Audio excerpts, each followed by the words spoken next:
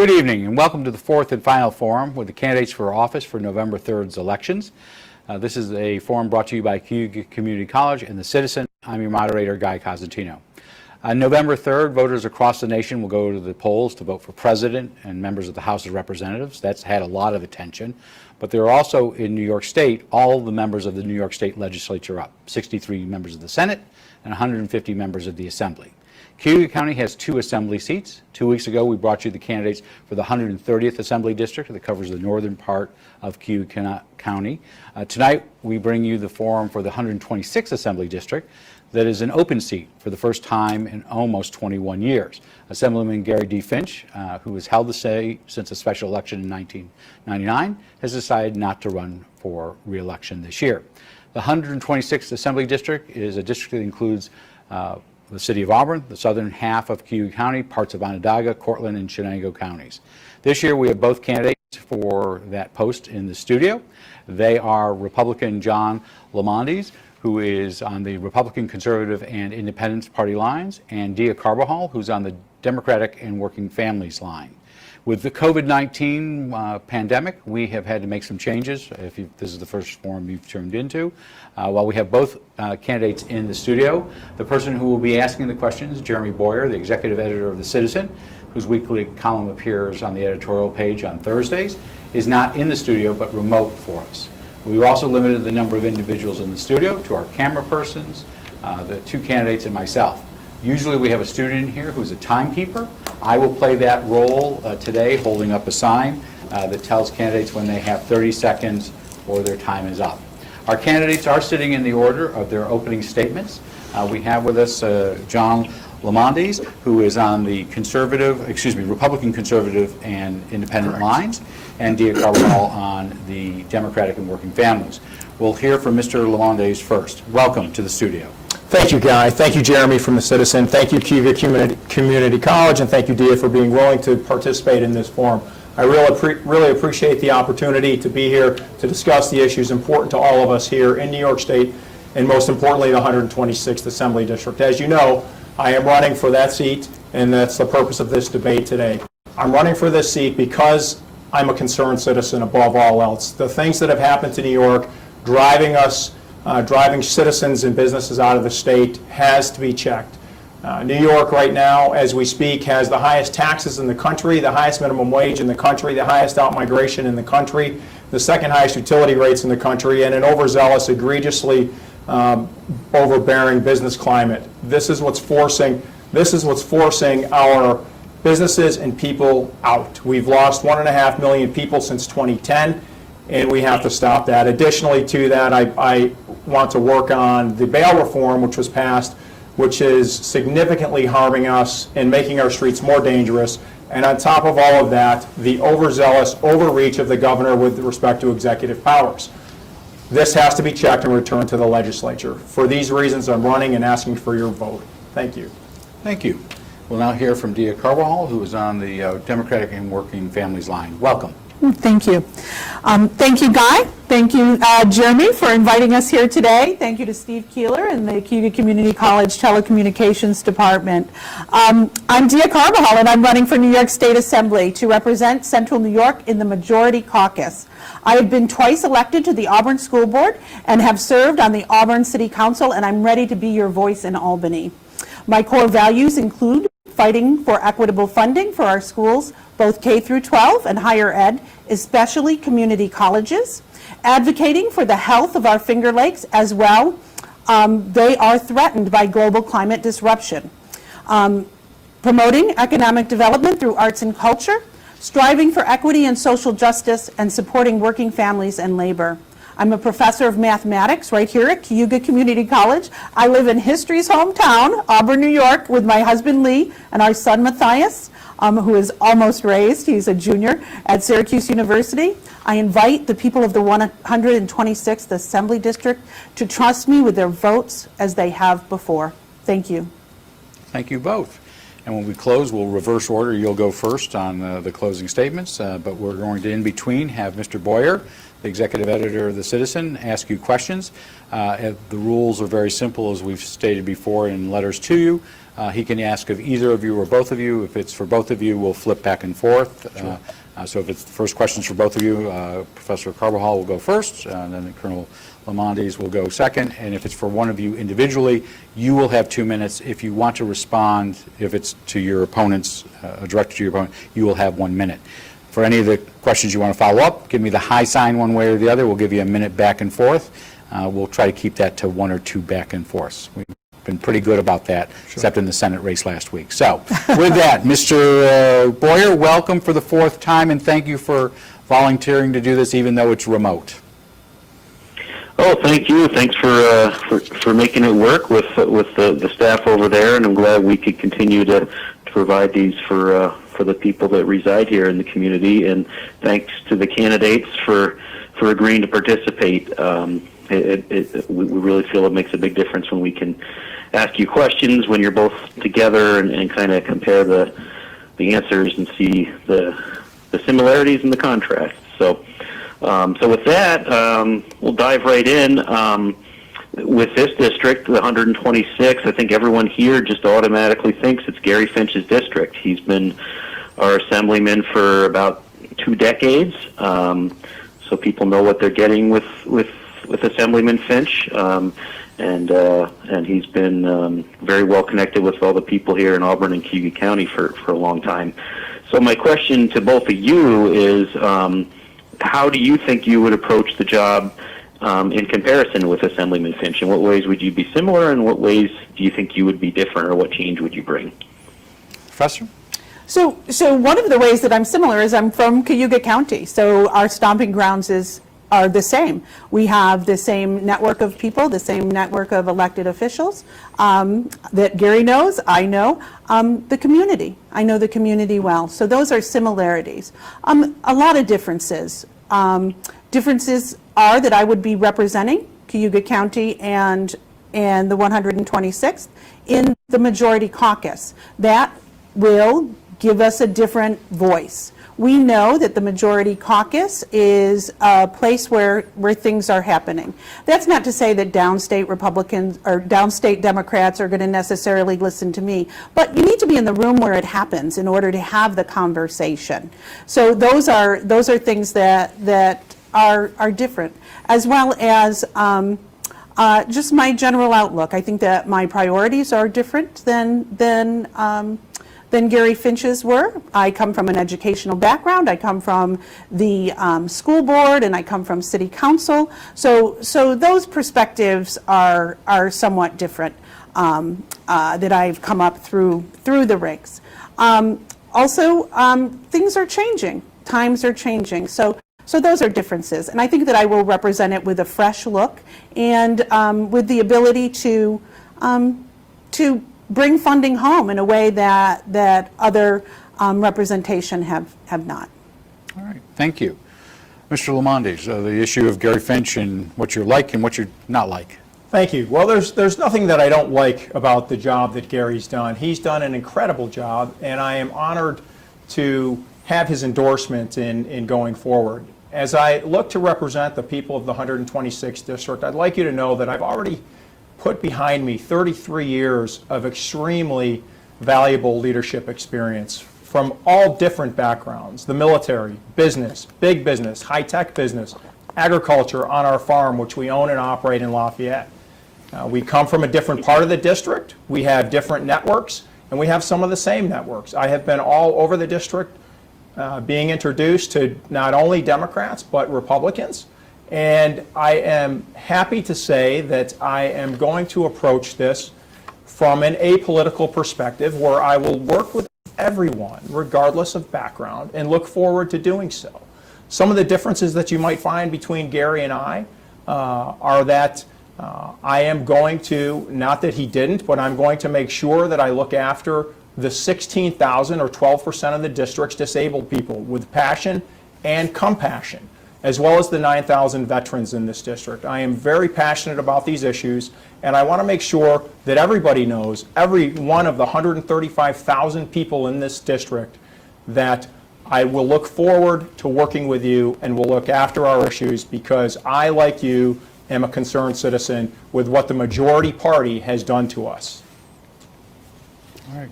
Thank you. Ms. Carvajal, you'll have 1 minute. So I do believe that having loyal opposition to whatever the other side says was what Gary did quite a bit. He just was opposed to whatever the majority caucus did or whatever the Democratic governor did, without trying to necessarily work with the governor and without trying to necessarily work with the majority caucus. I believe that there is a place to, I will work with the majority caucus and with the governor when needed, but I also will oppose the majority caucus and be a working legislator as needed. All right. Thank you. Mr. Lemondes, you want to respond? Yes, thank you. I want to make sure that it's clear for the record that my commitment to New York State is deep. I was born and raised here. I can account for my time to the day after my military service. Like, my family and I came right back here, and that is another difference, that I would never vote for something just because that's what the party said to do. I want everybody to know that what the best thing for the district is what I will pursue. The best thing for New Yorkers is what I will pursue. This is why I want to make sure that everyone understands that the business crushing taxes that's forcing our people out of the district and out of the state is something that I'll go after. I can work with anyone and have learned and honed these skills in the military for 27 years, working with every single demographic of America and every single race in America to a considerable extent. Thank you. Because this is an important topic here, we'll let Ms. Carvajal another minute on this subject. So I just would like to address something that has been said quite a bit, and that is the business-crushing atmosphere of Central New York. That is simply not true. If you look back into the most recent economic prospects or economic reports out of Tom DiNapoli's office, we have had the largest economic expansion since the early 70s in New York State. Also, this issue of outmigration. Outmigration is a buzzword, but the reality is that our population in Central New York and in this region has been flat and slightly increasing. You can reference the same reports from Tom DiNapoli's office. Our economy has been expanding up until COVID, and our population has remained flat. It has leveled off with a slight increase. Okay, thank you. Mr. Lemondes, we'll give you the final word on this, and then we're going to get back to Mr. Boyer. Thank you. The number one thing you need for economic prosperity is population growth. We know that 1.5 million people have left New York State. In fact, I'm going to cite a Cornell study, which I think we can all assume is a legitimate institution, one of the best in the region, in the state, and in the nation. In Shenango County alone, Shenango County has lost roughly 350 people per year since 1990. That's the acid test to what's happening across the state. That's just in this district. That's one county. People are leaving, and they're leaving because of many reasons: high cost of living, high taxes, outmigration pressure, bad business environment. Thank you. Thank you. Mr. Boyer. All right. Well, one of you, or I guess you both kind of spoke to this, and it kind of made me think of a question, and I maybe kind of putting you both on the spot a little bit. But when you talk about the need to, or the willingness to stand up for your district against the wishes of your party, of the statewide party, can you each give an example of that you can think of, of an ongoing issue where you know what the majority Democrats would say, and Dia, you would stand up to that, and the same thing for you, Mr. or John. You know what the Republican position is, and you're gonna take a different stance on that. Is there something right now that you can think of along those lines? Mr. Lemondes, you can go first. Thank you. I would have to say that that's situation-based. I'm not in office yet, and I don't want to Monday morning quarterback anything that the Republican caucus is doing now, because their work is critically important. And as we've discussed, the majority has in place a number of things that we have to work with them to work through. Bail reform is one of them. I think they understand the disastrous effects of this, as well as the economic consequences. Thank you.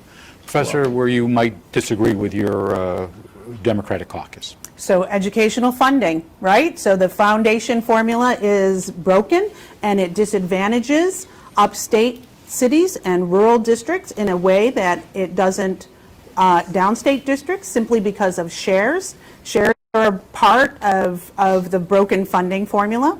Right now, troubling upstate cities, AIM funding. Okay, AIM funding is being cut, and it's being looked at, and it's being adjusted through every budget, and so is CHIPS funding. Those are issues that the Democratic caucus tends to agree with the governor on, but those are issues that are specific to the 126 that put us at a disadvantage. Also, there are issues that put us at a disadvantage that are, one of the things is the lack of legislation. You can, many policies are put through as part of the budget, okay? Bail reform was snuck into a budget, and then it was put through rather than being legislated or talked about, as well as teacher assessments was done that way as well. All of those are issues that can be addressed and should be addressed from the point of view of Central New York. We are not in the city, we are not in that metropolitan area, and we are affected differently by what happens in the majority and in Albany, regardless of whether it's majority or minority caucuses putting it forward. All right, thank you. Mr. Lemondes, you have a minute to respond. Thank you. Again, when it comes to the economy, there's nothing more important than our jobs. That's what keeps us here. That's what enables prosperity to take place. With respect to New York, one simple thing that has to be changed is the scaffold law.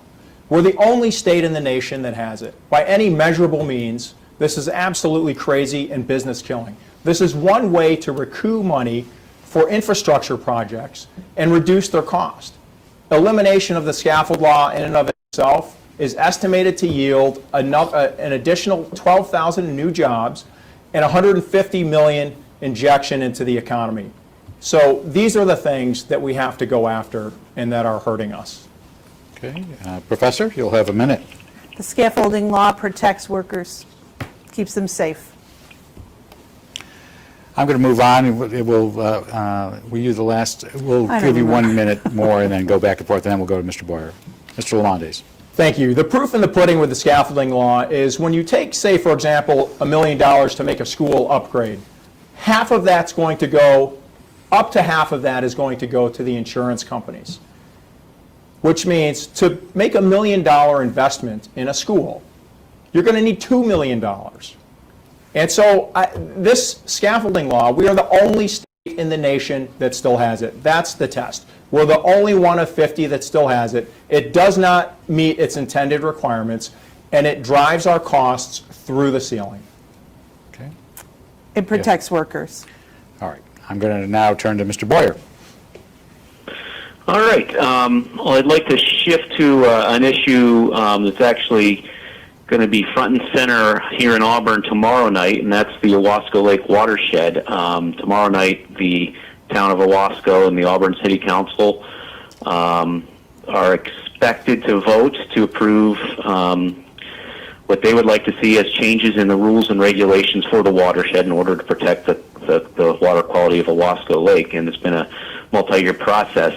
My question for both of you, one of you is going to win this race, and I imagine the local governments are going to hope that you really push the state to adopt these, because ultimately the State Department of Health has to be the final decider on this issue of whether to change and in some cases increase regulations.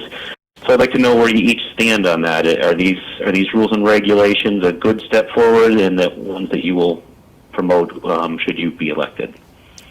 Okay, we'll start with Dia Carabajal. It's your turn for the first question. Absolutely, I'll support them. The watershed rules and regulations that have come through have been a partnership between the town of Owasco, through the city of Auburn, as well as many towns and communities that surround Owasco Lake.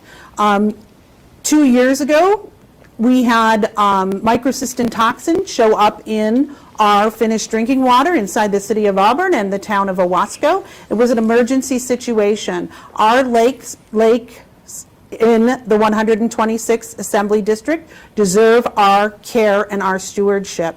So the 126th Assembly District has Cayuga Lake, Owasco Lake, Skaneateles Lake, Otisco Lake, as well as the Kettle Lakes of Onondaga County and Cortland County, and they deserve us to protect them. These watershed rules and regulations are at the forefront of this type of care.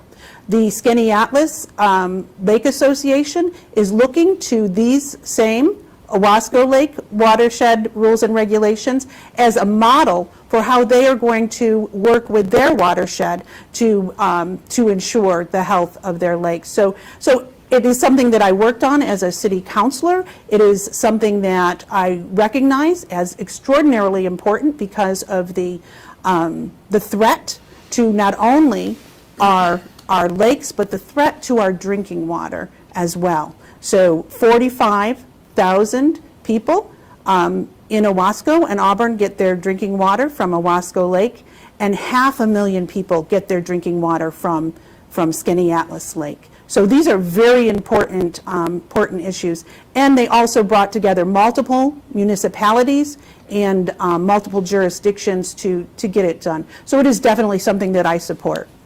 Thank you for the question. Thank you. Mr. Lemondes, the issue of the Owasco watershed rules and regulations that will be put before the bodies tomorrow night. Thank you. I don't think there's going to be too much disagreement when it comes to anything with respect to clean drinking water. This is imperative to get behind. It's imperative to make sure that we have clean drinking water for all of our citizens, and it's imperative that we take the consolidated approach for the long run. And I am all for everything that we can do to keep our pristine waters pristine, because not only of the recreational benefit, but for the drinking water in our cities and municipal areas that go to our citizens. This is critically important to get behind this. I have been already involved in many of the Owasco Lake meetings.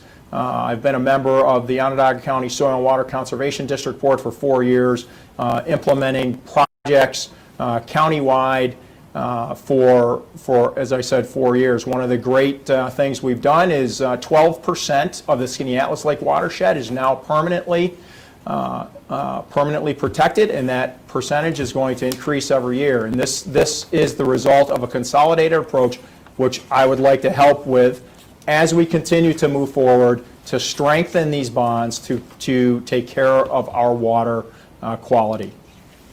Thank you. You're Ms. welcome. Carabajal, you'll have 1 minute. So I would like to add that I think that it's important that the perspective of the Finger Lakes be expressed in Albany. There are many projects out there that are helping to preserve our natural resources, but it's not guaranteed that that funding stream or those grants are going to come back to the Finger Lakes. So I think that it's really important to have somebody with a Finger Lakes perspective in Albany who can speak to these issues. Mr. Lemondes, you'll have 1 minute as well. Thank you. Dia, to your point of speaking to the issues, I couldn't agree with that more. As a farmer, I've put my money where my mouth is, and I have installed several solar systems on my property to not only reduce our carbon footprint, but also to reduce our energy consumption and cost. This is critically important, And I think that as a representative of all agriculture within the district and within the state, that it's critically important for people to understand the steps that farmers are taking and the steps that and the progress that they're contributing to in this area, and being their representative, ensuring that this voice not only has an emotional aspect to it, but also a technical aspect to it. Thank you. Ms. Carabajal, you'll have 1 minute. So individual responsibility is very important, and we could all take that individual responsibility for global climate disruption, because this is what's happening to our lakes right now with harmful algal blooms is the symptom of the bigger picture of global climate disruption. So it's what we are locally feeling because of this bigger issue. We have to take a responsibility of prevention, okay, of cleanup, because there is damage to our lakes right now. And then we also have to take on any emergency situations that come up as a result of this. And these all require funding beyond what our local municipalities can provide. So we need that watchful eye that can bring the care back to the Finger Lakes. Mr. Lemondes, you'll have 1 minute on this as well. Thank you. In addition, I'd like to say that as a scientist and a farmer and a businessman, I like to use data, and I like to make informed decisions with data. When the 9-element plan comes out, that will enable us to make much more informed decisions. And I think that we should utilize that plan to its fullest extent, as well as everything that we're doing up until that's released. It's critically important. The DEC's role is critically important. I believe in the DEC, their role, and working for funding throughout the state as well as down to the local level. Professor? The 9-element plans are only one piece to the puzzle, right? So we need to use all pieces to the puzzle. The 9-element plan also takes a great deal of time. As we wait for 9-element plans to proceed, we are also incurring damage to our lakes and to our environment.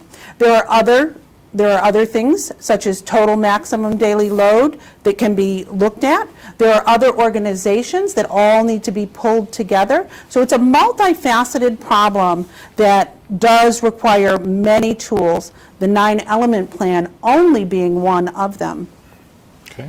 Mr. Lemondes, you'll finish off this subject. Thank you. Nowhere did I intend to convey, if I did, that I would rely solely on the 9-element plan and take no action up until its release. As I said in the beginning of my statement, a consolidated approach is always the best approach, and the incorporation of the information that comes from that plan is critical to the overall health of our water bodies. Mr. Boyer? All right. I almost fell asleep there. No, I'm just kidding. Just kidding. It's just been a while since I spoke. I actually have a question for each of you, like a specific question. So I'll start with Mr. Lemondes.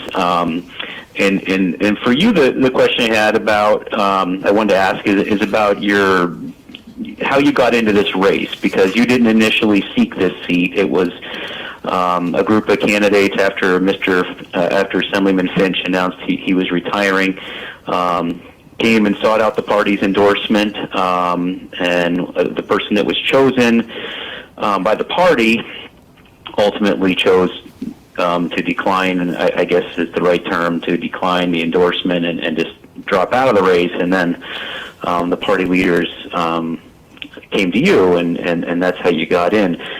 Given that background, I guess, can you explain why you were late in coming into the race? Why didn't you jump into that initial group of interest seekers? And as part of that, I guess, address any voters who might think that's some indication that you might not necessarily be committed to the job. Sure.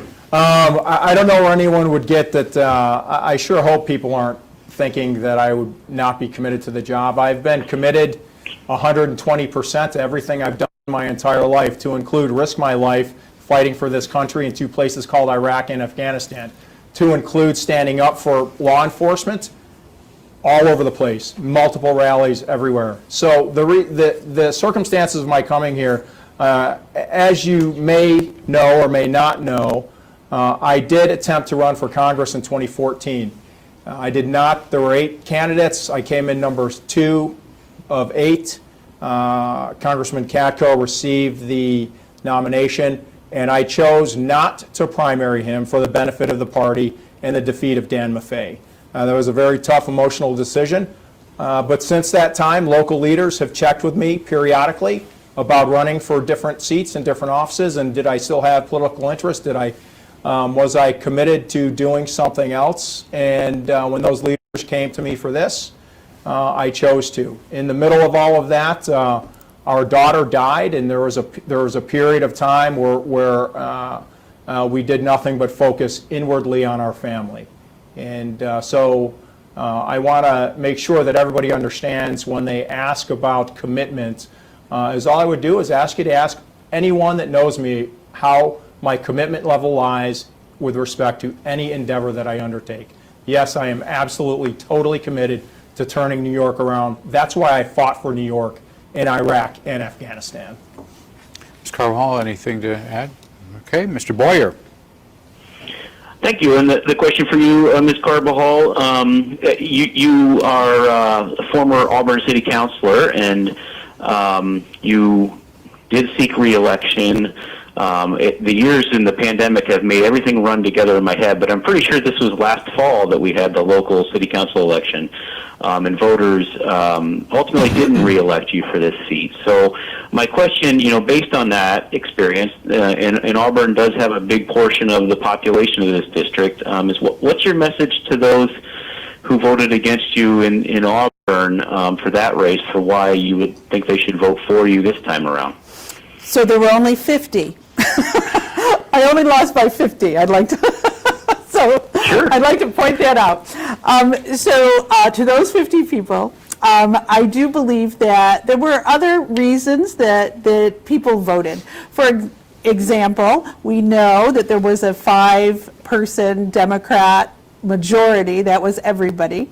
It was a unanimous Democratic seat. And I think that people wanted balance, and so that was part of the mix.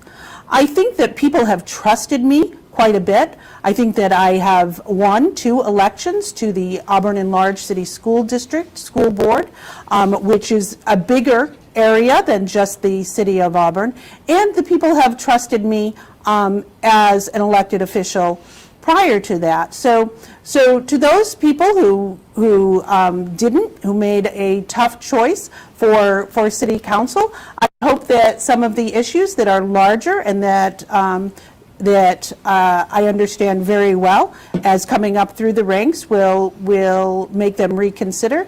I do believe that my experience and the city council and the school board gives me a unique perspective as to how Albany does every decision made in Albany does affect everything that we do, from the school lunches to our sidewalks, to our volunteer programs, to our playgrounds. So I understand in a unique way the way that our city, our area is going to be affected. And I hope that they look again to trust me as I move toward Albany. Thank you. Mr. Lemondes, anything to add? No, thank you. We'll just take a break for a second, because we've been a little bit over 30 minutes. We're halfway through our forum for the 126th Assembly District. We have both candidates in the room. This is the 4th and final forum being presented by the Citizen and Cayuga Community College. I'm your moderator, Guy Cosentino.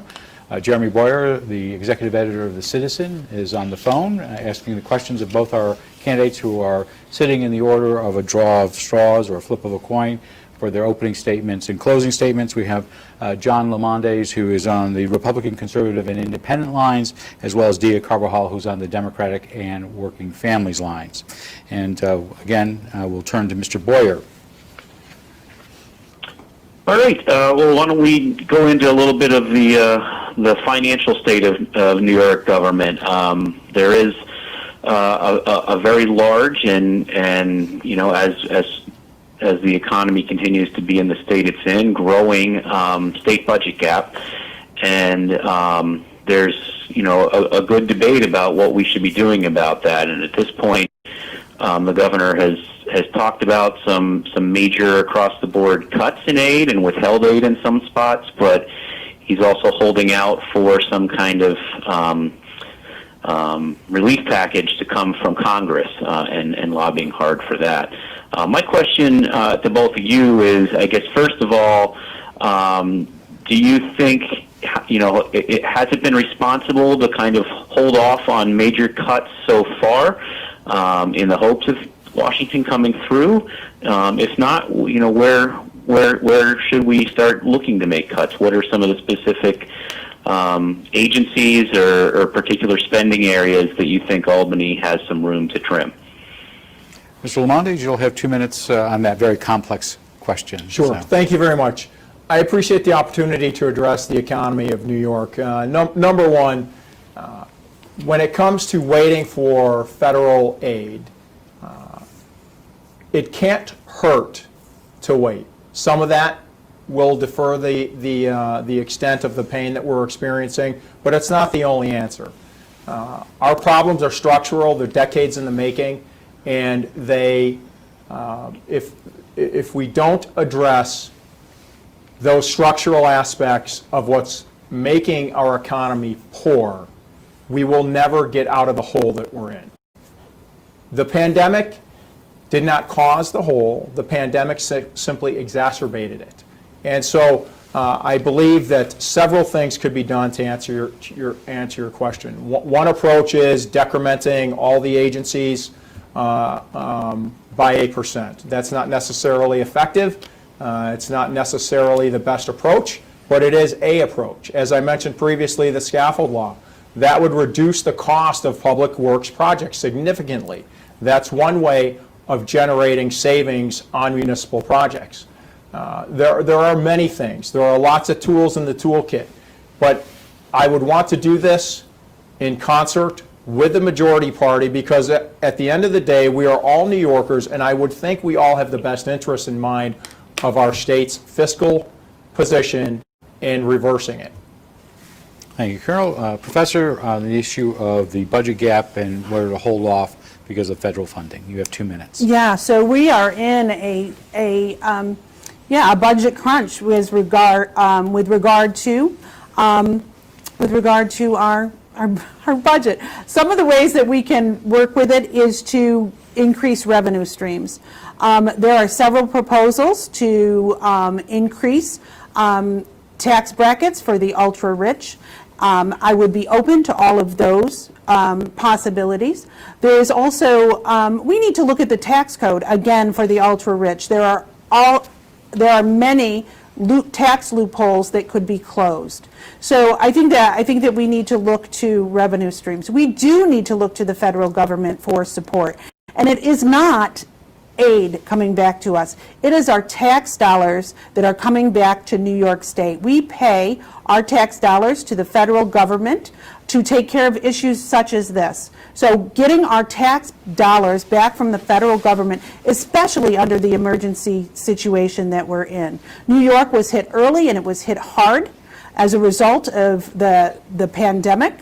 So those are issues that we need to be careful of.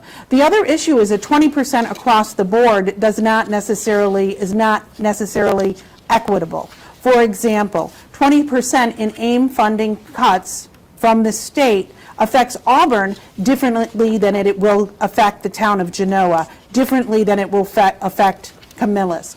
Auburn, the city of Auburn, at a 20% cut in AIM funding will cause a $1 million deficit. That is huge compared to the town of Genoa or the town of Camillus, where they would only lose $34,000 in cuts. So we need to, if we're going to take a look at cutting, we need to not take a broad brush and cut across the board, because it affects us all differently because of these formulas of how it's delivered. We need to take a scalpel and look at it very carefully. Mr. Lemondes, you'll have 1 minute on this. Thank you. When it comes to taxation, again, the idea of taxing any group extensively isn't going to solve the problem. That's going to force those people out. They are mobile, they're business owners, and when they leave, there are fewer jobs. And so I am not a fan of unilateral taxation policy on any particular group. We all need to pay our fair share. But I don't want to do anything that's going to force business owners and force wealthy people out of the state. The governor has already been on TV begging people to come back. He's recognized the problem that New York's environment has created for these people. He personally, I saw it on TV, begged them to come back. He even said, I'll cook for you. We have to do things differently. And here's what I know. What we've been doing has put us in a pickle. We can't do the same things or else we will never get out of it. So we have to look at everything introspectively, increase revenue streams, of course, and do that.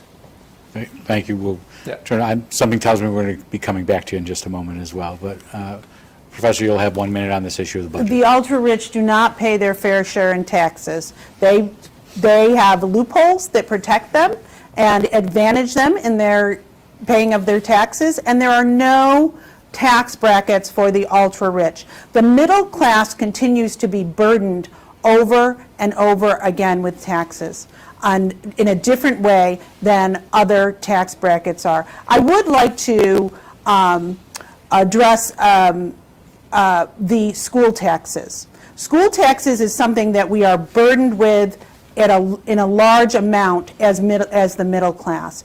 If the school tax funding formula was fixed, then our tax burden as individuals, as the middle class, would go down, especially in small city school districts and in rural school districts. Fix it and fund it. That's what we need to do. If we fix it and we fund it, then our burden, our local burden for school taxes will go down. Mr. Lemondes, you'll have 1 minute as well. Just as an example, the highest out-migration demographic of our 1.5 million people that have left New York, 23% of that group has gone to Florida alone. In comparison to Florida, New York has 33% more state jobs, twice the state budget, and we have roughly equivalent populations of 21 and 20 million people, respectively. That's just an indicator of what we need to do differently. Again, what we've been doing has gotten us in a pickle, and in comparison to just a state like Florida that is ranked number 4th in the nation with respect to its overall tax policy, this is why people are flocking there, for better economic opportunity. Mr. Carabajal, you will have 1 minute as well. So I can't be concerned with what's happening in Florida, but I do know that our population has remained flat over the last 10 years, and prior to COVID, New York State had the largest economic expansion that it's had since the early 70s. Hey, Mr. Boyer. In terms of we touched on school funding and aid a little bit, but I just want to kind of get your take on school aid cuts of any type as a potential gap filler or gap closer. Do you believe school aid cuts should be on or off the table in terms of dealing with the budget deficit? Professor, you're up first for 2 minutes. I believe they should be off the table. Schools are dealing with much more. They don't have the PPE they need under the pandemic situation. We need to provide more assistance to them to clean the buildings, to make sure that our students are healthy, to make sure our educators are healthy. This is not an area which I would look to cut during this pandemic, and that is also the same with health care. I wouldn't look to cut health care during this time. Mr. Lemondes, you'll have 2 minutes as well on this subject. Thank you. Leaders have to make tough decisions in tough times. That's why they're leaders. Other people won't make those decisions. I would hate to see aid cut like this. But I also don't want to exclude anything before we are able to look at the problem holistically. Again, we are in a very tough spot in New York, and we have to look at everything. I don't want to see aid cut. My own kids benefit from that. And that's what makes this so troubling and so difficult. But in order to make a holistic decision that benefits everyone equally, we have to look at all sources of potential savings and potential revenue increases.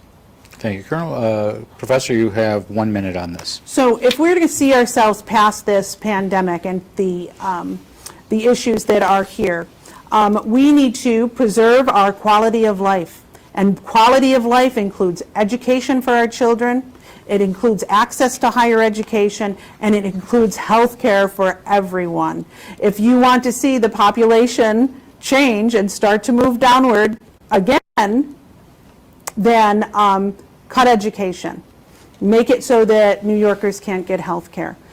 Those are quality of life issues that really need to be preserved throughout this emergency situation and as we pass through it. Thank you. Mr. Lemondes, you'll have 1 minute as well. Thank you. Dee, I couldn't agree more. The necessity of health care is something that we do very well, and we need to maintain that. The necessity for education, and I watched your interview. I'm gonna quote Brian Mannion, of all people. A society that can't educate its people, its students, its children, will no longer function. And I thoroughly believe that. It's just as important as external security and internal security. We have to be able to look at what we're doing, maintain our education, and improve it. For God's sakes, we spend the most per child in New York State and have some of the worst results to show for it. Again, indicators overall of measurable things. These are all indicators begging us to do better. Thank you. Ms. Carabajal, you'll have 1 minute as well. I just would like to point out that I've actually been in the position to have to make the cuts, to make the hard decisions with regard to school budgets, with regard to city budgets. So I do know that the decisions have to be made, and I'm certainly capable of making the decisions that are important. But we need to make the decisions for cuts through a lens of empathy and a lens of values. And if you know what those core values are, then you can make the decisions that are best for your community. And all I'm saying is that education and health care are priorities for our community. Okay. Mr. Lemondes, I think you have the last say on this for 1 minute. Okay, thank you. Go back and forth. I want to say that from a perspective of looking after children, whether they're children in our regular schools or disabled children in our special schools, which my daughter attended in Cortland County, those people that run those schools are special. They have unique needs, and those needs have to be met because they are looking at the part of our population that oftentimes is left behind. And having been a parent of a disabled child and a soldier and an officer and a leader in terrible conditions, I want everybody to know that I will never leave anyone behind. I know what that means. I am committed to the duty of this job as I have been committed to everything else I have undertaken in my life. Thank you. All right, thank you. We have about 15 more minutes left in this forum. Mr. Boyer. All right. Well, let's make sure we talk a little bit about the COVID-19 response in New York State. I'll kind of leave it pretty broad because I know there's a lot of territory to cover. So for both candidates, I just really want to get your thoughts on the state's response. What has been done well? What hasn't been done well, and what do you think we need to be prioritizing as we move forward? Mr. Lemondes, you get to go first. Thank you. Thank you for the question. I think this is a terrible situation that's been thrust upon us. I also think that the premise of your question, there have been many things that have gone right. There have been many things that have gone wrong. Some of the things that have gone right were the president's immediate elimination of Chinese inbound traveling. I think that he received extensive criticism for that, but it was the right thing to do. And again, he had to make a leadership call. He had to do it early, and he was the recipient of extensive criticism for doing so. In New York State, things that went wrong. I cannot accept the deaths of our elderly, again, a disadvantaged group, in our nursing homes. I don't know, I'm a scientist by trade, I've got a technical degree. I took 10th grade biology in New York just like everyone else. I took 1 million scientific courses in college and throughout my professional career. Putting sick people in nursing homes, our least capable facilities of handling them, was the wrong thing to do, absolutely. The federal lending of the U.S. Comfort and the conversion of the Javits Center were all things that could have lessened the effect of where those people went, and they weren't even used. The Comfort got here and was turned around. This makes no sense to me whatsoever.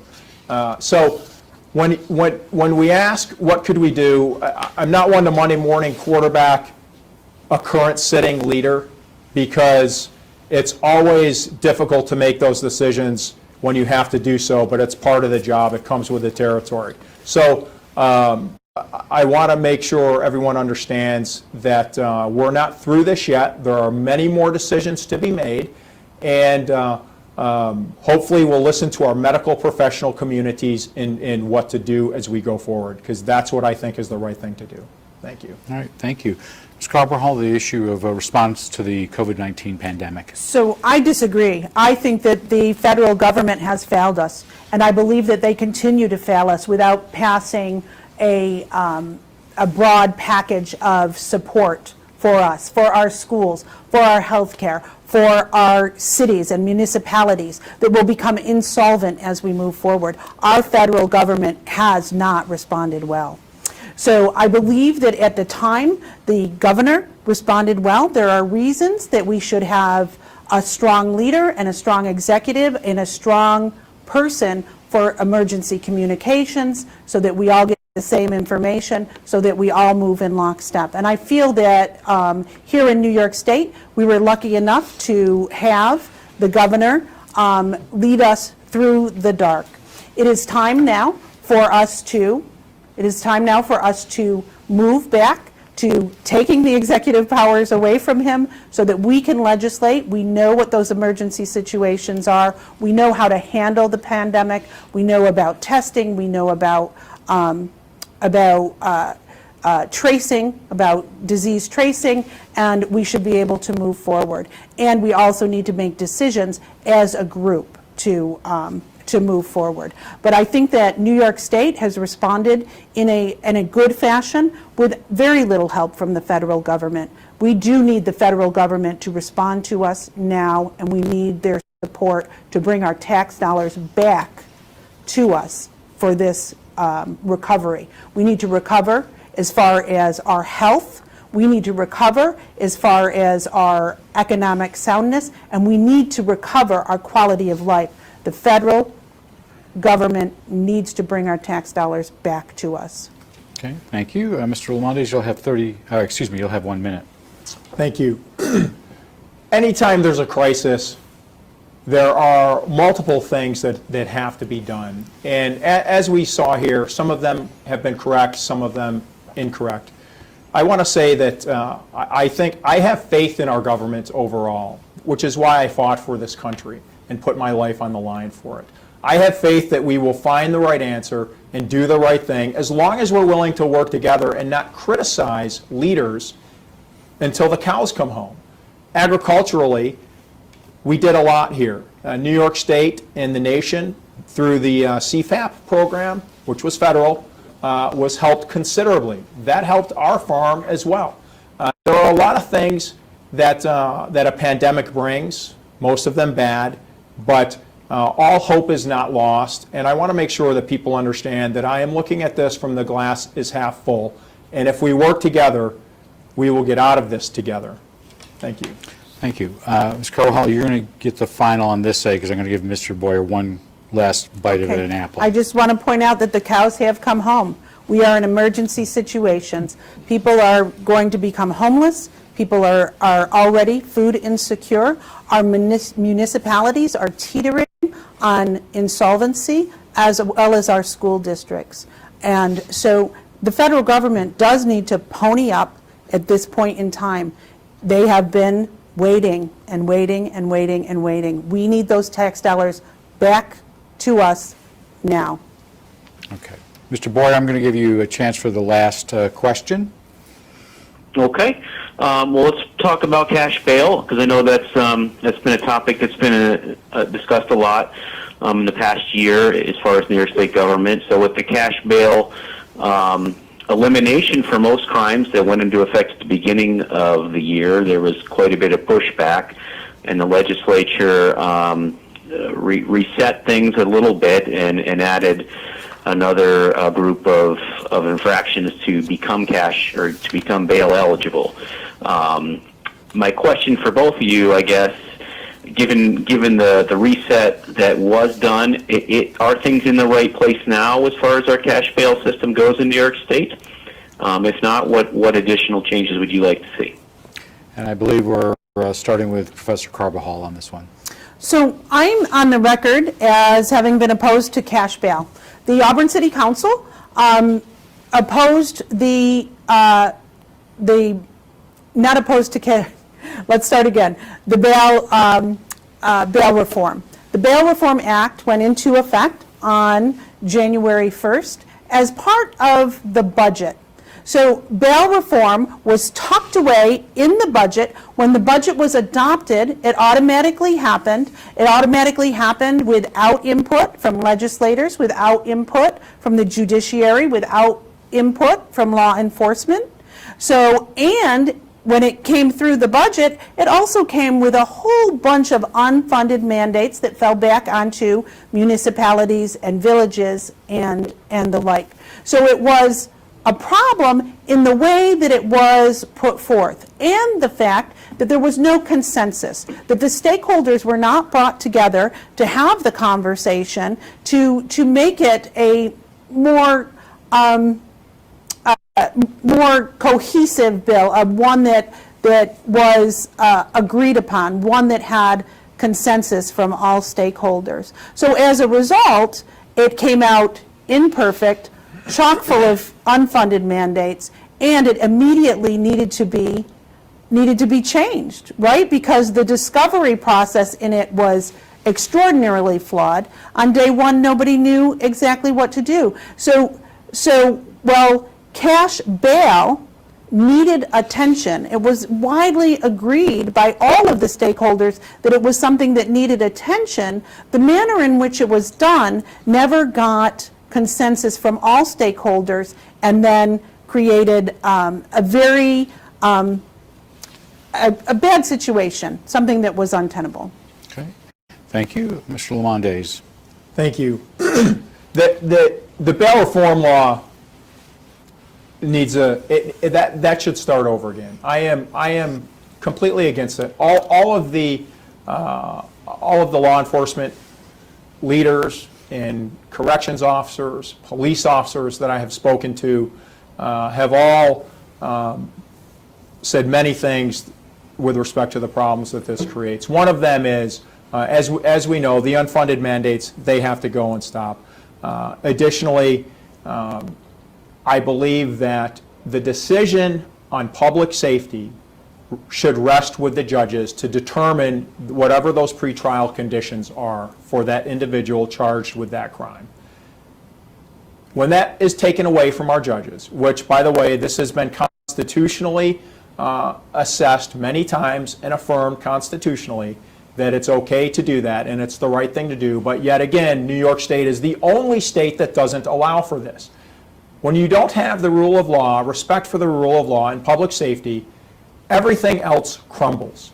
So not only does it have this effect deliberately at the point of the crime, but it also impacts police retention, law enforcement recruitment, as well as all aspects of how we keep our society safe. This is the wrong thing to do. And to Dia, when you mentioned the way that it was passed, I couldn't agree with you more.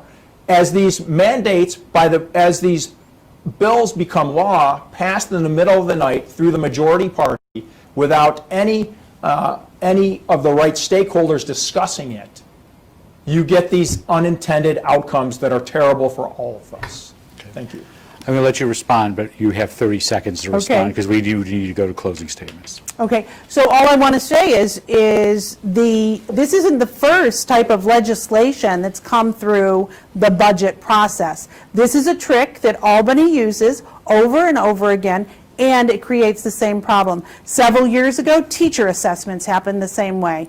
There was no conversation with stakeholders, and there was no consensus, and it came in wholly through the budget process. That has got to stop. We need to have working legislators that work on these bills and make them work for the people. Okay, thank you. Mr. Lemondes, you want a half minute or no? No. No, okay. We're going to go, and we're finished. Mr. Boyer, thank you for your thoughtful questions, and thank you for hanging in here for a new world for the last 4 forums. So we're going to change over to our closing statements. As we said at the beginning, we did a flip of the coin, and we reverse order on the backside. And Dia Carabajal, who is on the Democratic and Working Families Party line, has 2 minutes for her closing statement. Thank you so much. I am deeply concerned about COVID-19, the pandemic which threatens our well-being. Our physical wellness is threatened, as well as our economic soundness and the quality of life that we have. This will take precedent over all other issues that are before us. We will need leaders that we can trust and leaders with empathetic hearts making decisions with us and for us. We will need representation in the majority house to be heard by leadership. We will need representation with the ability to act.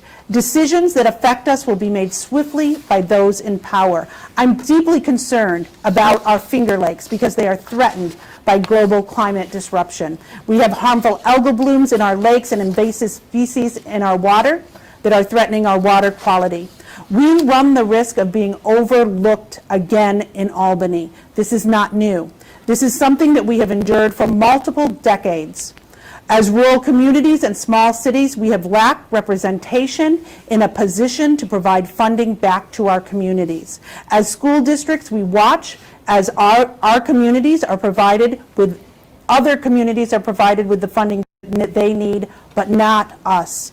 As municipalities, we watch as our city streets crumble and our vital public infrastructure continues to need attention. We have been ignored for 15 years as community colleges with flat funding. Representation in the room where it is happening will help us have a better future, to see ourselves through hardships that lay ahead, and to preserve our quality of life as we move to the other side of this crisis.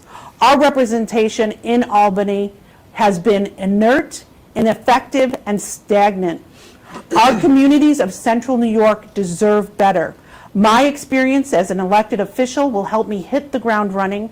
Our communities deserve representation in the majority. I ask you to trust me with your vote on November 3rd. Thank you, Dia Carvajal. We'll now hear from John Lemondes, who's on the Republican, Conservative, and Independence party lines. Colonel. Thank you very much. Ladies and gentlemen of the 126th District, fellow New Yorkers, I'm asking for your vote because I'm a lifelong leader. I've led my entire life in the military, in business, in agriculture, and have done most of that with the idea of New York in mind. Wherever I lived, wherever I was stationed, whatever I was doing, I am a New Yorker and I'm from New York. And that's what's been in my mind the whole time. I want you to know that my commitment to you is strong. I want you to know that the things that are plaguing our state and have plagued our state, crushing taxes, over-regulation in business, out-migration of people, second highest utility rates in the nation, bail reform that's not working for any of us and making our streets more dangerous, the loss of police officers because they can't do their jobs because their elected officials are derelict in their duties. and a governor that overreaches his authority at every opportunity. I will work to right these things for you and with you. I'm a team member, I'm a teammate, I'm a fighter, and I want you to know that as a businessman, farmer, father, husband, I am completely committed to making New York the power that it once was. Thank you, Mr. Lemondes, and thank you both for putting yourselves out there. Not always an easy task, most likely not even an easy task in a COVID-19 pandemic world. We were talking about how campaigns have changed before we started here. So we wish you well in the final week of the campaign. We thank you for your participation here on behalf of the college and the Citizen.